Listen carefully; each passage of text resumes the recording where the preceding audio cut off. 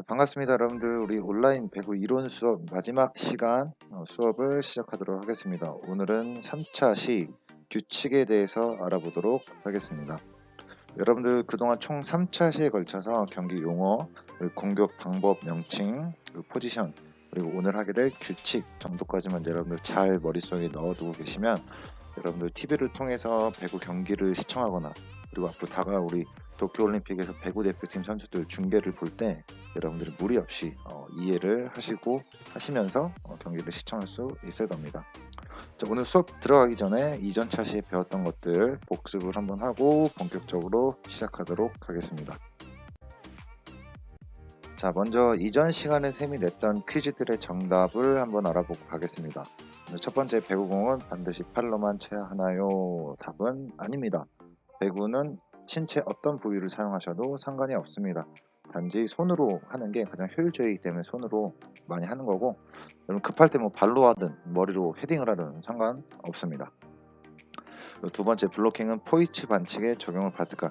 요거는 안 배웠는데 여러분들 배구는 총 3번에 걸쳐서 넘기는 건데 3번을 넘어서 4번을 치게 되면 한 팀에서 4번을 컨택을 하게 되면 포이츠 반칙을 하게 됩니다. 근데 블로킹 같은 경우는 이 포이츠 반칙에 해당이 안 됩니다. 블로킹에서 먼저 손을 맞고 그 다음에 3번을 쳐서 넘기면 되겠습니다. 헷갈리실 것 같은데 잘 어려울 것 같은데 모르면 넘어가십시오. 패스 하시면 됩니다.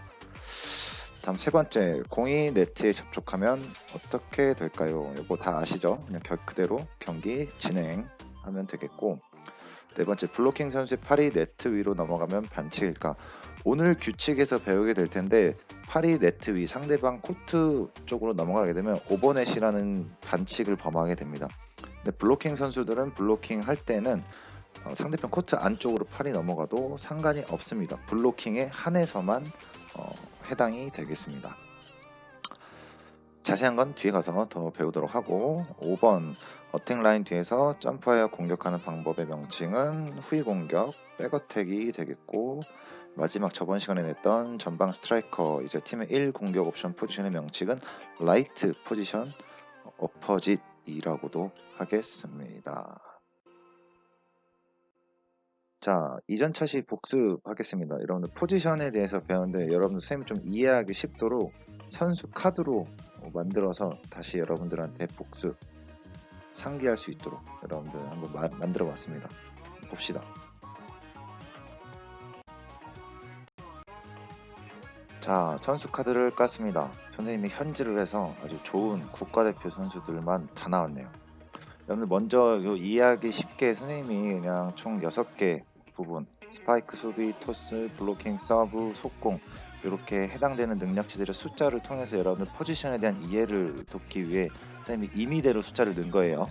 실제 선수들의 능력과는 전혀 상관이 없습니다. 선생님이 평가할 수도 없고 실제 능력은 요거보다 훨씬 더 좋은 선수들이기 때문에 여러분 그냥 교육용으로 넣은 것이다, 능력치다 라고 알고 계시면 되겠습니다. 자, 먼저 왼쪽 상단에 김연경 선수부터 봅시다. 이쪽 자리는 왼쪽 공격수가 포지션이 되는 자리죠. 닉네임을 보면 전천후 살림꾼이라는 닉네임답게 공격 능력치 당연히 좋고 수비 좋고 토스, 블로킹, 서브, 속공에 대한 전반적인 능력치가 좋다는 걸 여러분들 볼 수 있겠습니다. 여러분들 왼쪽 윙 스파이커, 레프트 윙 스파이커 전반적인 능력치가 좋다. 팀에서 꾸준히를 많이 도맡아 한다. 공격에도 좋은 능력치를 보여줘야 된다라고 알고 계시면 되겠고, 그 다음에 제 위에 전위에 위쪽에 김수지 선수 밑에 보시면 철벽 블로커 센터 포지션입니다. 센터 포지션 미들 블로커라고도 합니다. 여러분 중계 방송을 보시면 미들 블로커라고 하시면 해설자들이 할 텐데 센터라고 알고 계시면 돼요. 능력치를 보시면 스파이크 수비보다는 속공과 블로킹 능력치가 굉장히 높죠. 그래서 한쪽에 조금 많이 몰빵되어 있는 걸 여러분 볼 수 있는데 당연히 전위에서 블로킹을 많이 도맡아서 하고, 그리고 왼쪽과 오른쪽 공격수들의 공격을 돕기 위해서 페인트도 넣고 속공에도 많이 참여하는 포지션이 센터 포지션이 되겠습니다. 자, 오른쪽 보시면 공격 스트라이커 라이트 포지션이 되겠습니다. 어포짓이라고도 합니다. 물론 팀의 공격 에이스답게 스파이크 능력치가 굉장히 좋고, 그다음에 뭐 서브 에이스 강력한 서브로 공격 득점을 하고, 나머지 부분은 선생님이 그냥 임의대로 넣은 겁니다. 실제 능력치는 이거보다 더 훨씬 좋습니다. 그래서 수비보다는 공격에 많이 치중하는 포지션이 오른쪽 공격수, 라이트 공격수라고 생각을 하시면 되겠습니다. 자, 그 다음에 후위 아래로 바로 가봅시다. 후위의 가운데 보시면 넘버 19 이다영 선수가 있습니다. 이 선수는 코트의 사령관 세터 포지션입니다.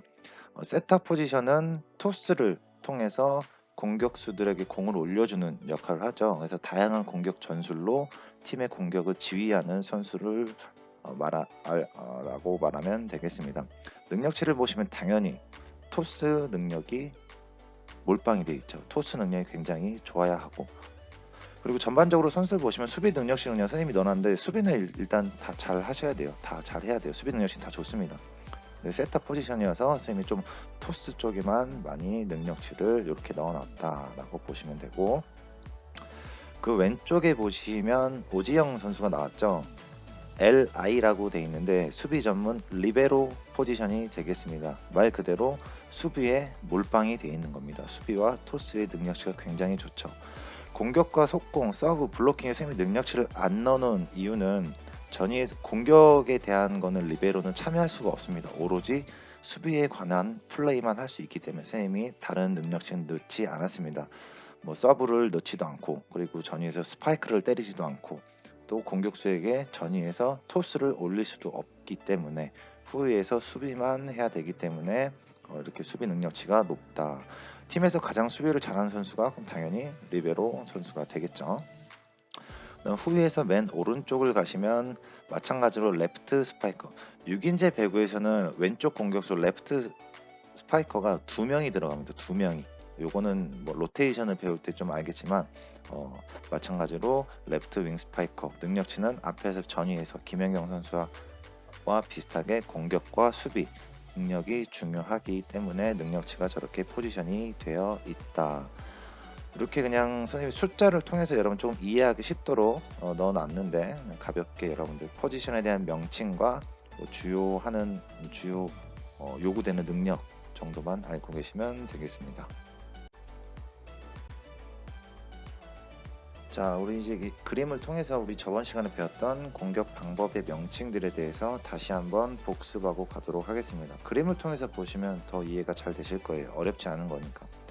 공격은 그림에서 보는 것처럼 코트의 사령관 누구에서부터 시작이 될까? 세터의 손에서 시작이 됩니다. 먼저 화살표 방향을 보면서 하나씩 알아봅시다. 자, 이렇게 세터가 왼쪽과 오른쪽 공격수에게 높고 길게 보내주는 공격을 오픈 공격이라고 우리는 배웠습니다. 왼쪽과 오른쪽 공격수에게 높고 길게. 자, 그 다음 화살표가 뒤쪽으로 가죠. 뒤에 있는 왼쪽 공격수에게 올려주는 공. 그래서 왼쪽 공격수, 뒤에 있는 후위에 있는 공격수가 때린다 해가지고 후위 공격 또는 백 어택이라고 우리는 배웠습니다. 자, 그 다음은 속공을 알아볼 텐데, 속공은 센터 포지션 선수들라고 합니다. 혹은 뭐 왼쪽 오른쪽 공격수가 해도 상관이 없는데 명칭을 먼저 알아보면, A킥은 세터에서부터 1m 정도 거리로 낮고 빠르게 올려주는 속공을 A 속공, A킥이라고 하고, 그림처럼 조금 더 길게 2m 정도 간격으로 올려주는 걸 B킥, 그 다음에 더 길게 3m 정도 거리로 낮고 빠르게 올려주는 걸 C킥이라고 배웠습니다. 이 그림에서 반대 방향으로 올려주면, 백토스로 올려주면 백 A, 백 B, 백 C킥이 되는 겁니다.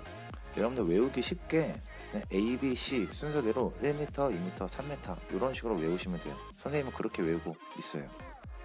자, 그 다음, 자, 이 화살표 방향처럼 이 센터 포지션이 이 세터의 뒤쪽, 오른쪽, 뒤로 돌아가지고 반대편으로 건너가서 속공을 때리는 거, 이동해서 때린다 해가지고 이동 공격이라고 되겠습니다. 자, 우리 이렇게 오픈 공격, 그리고 A, B, C 속공, 그리고 후위 공격, 이동 공격에 대해서 이 그림을 통해서 한번 알아봤는데 이 정도는 여러분들 어렵지 않게 이해하실 수 있을 겁니다. 뭐 어렵게 느끼실 수도 있는 친구들이 있을 텐데 뭐 그냥 이런 게 있구나라는 정도만 알고 계시면 되겠습니다. 자, 그럼 본격적으로 우리 규칙에 대해서 알아보도록 하겠습니다. 자, 배구 경기 방법 및 규칙에 대해서 알아보도록 하겠습니다. 자, 배구 경기는 프로 선수들은 6명이서 그리고 아마추어 선수들은 9명이서 경기를 진행하게 되겠습니다. 경기장 규격도 물론 9인제 배구 9명이서 하게 되면 조금 더 넓겠죠. 경기 세트 종료는 먼저 25점 1세트, 1세트가 25점으로 경기가 진행이 되고 총 5세트 경기를 실시하게 됩니다.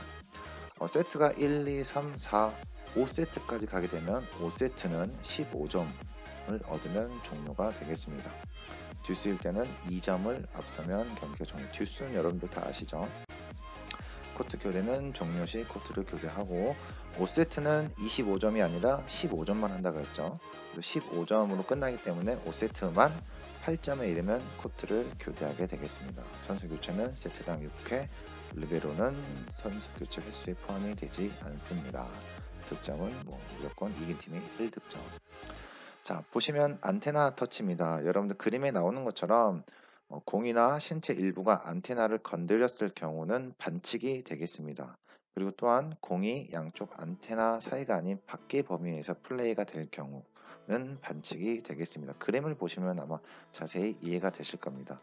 그리고 위에 있는 선생님이 올려놓은 그림을 보시면 안테나가 경기장에 보면 이렇게 두 개가 달려 있고 공은 반드시 이 안테나들 사이로 들어가야 되고 안테나 바깥쪽으로 들어가면 반칙이 되겠습니다.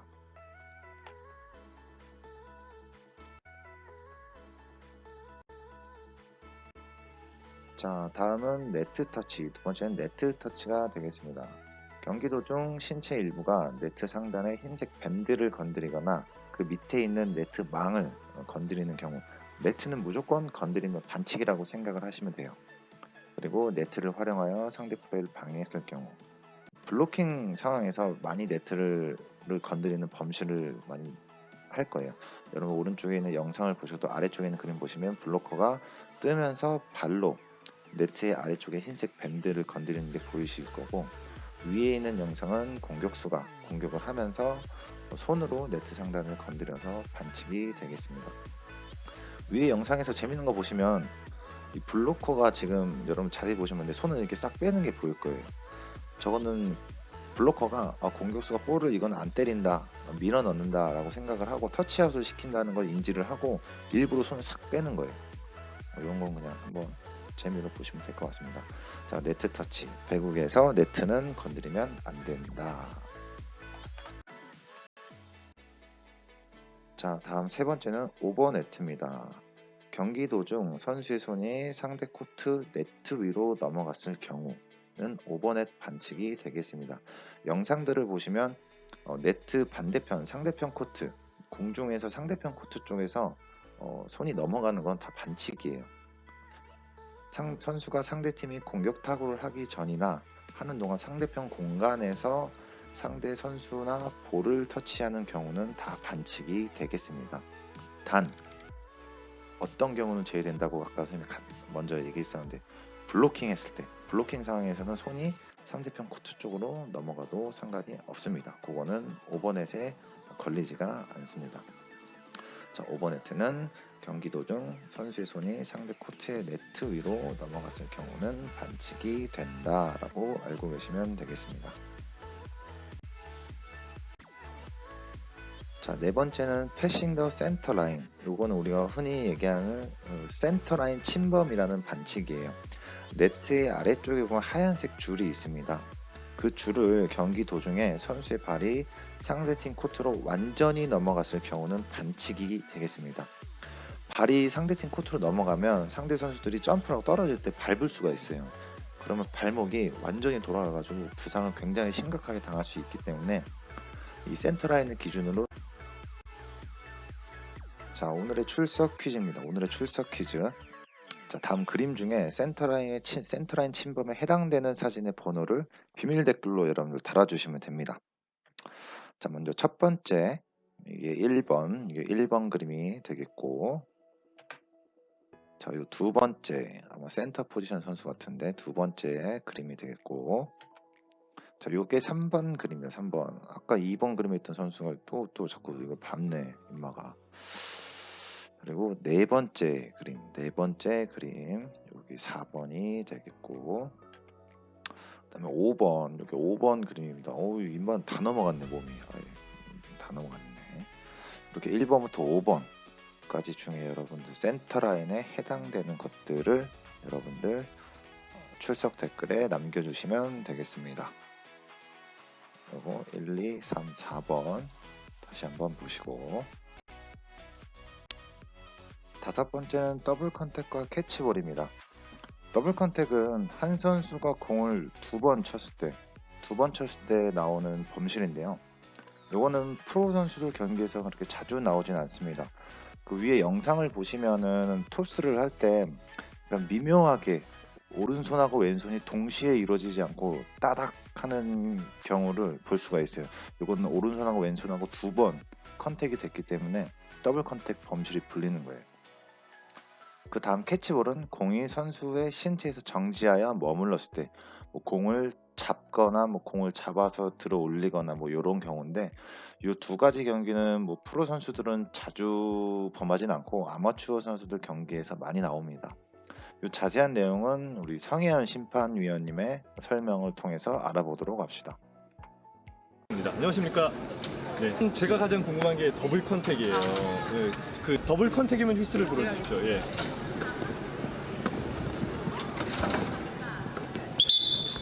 자, 더블 컨택 어떤 경우에 더블 컨택인가요? 네, 더블 컨택 같은 경우는 저희가 접촉이 동시에 일어나면 아주 클리어한 볼인데, 네. 그 볼에 접촉할 동시에 한 동작에서 두 번 접촉하는 상황이 일어날 수 있습니다. 예. 그 눈에는 굉장히 이렇게 큰 시차는 보이지 않지만 가책을 부를 때 그 볼은 예. 육안으로 봤을 때는 오른손과 왼손 아주 시차를 두고 접촉을 하게 됐었거든요. 그래서 그래요? 그걸 반칙으로 이렇게 보게 되는 거죠. 자, 두 번째는 저희가 캐치볼에 대해서 한번 배웠으면 좋겠는데, 네. 일단 성혜연 심판이 저에게 볼을 좀 던져주시면 네. 제가 받아볼게요. 예. 이 앞전에 했을 때는 손바닥을 쳤지만 예. 거의 제 신체에 머물지 않았었어요. 예. 하지만 두 번째 볼 같은 경우는 어느 정도의 아. 시차를 두고 약간의 내 신체에 머물렀다가 볼이 다시 이렇게 바운드 됐었거든요. 예. 그러니까 좀 전에 같은 신체에 오랫동안 머물던 약간의 좀 긴 타임을 머물고 있다는 그런 반칙을 캐치볼로. 자, 더블 컨택과 캐치볼 잘 아시겠죠, 여러분? 넘어갑시다.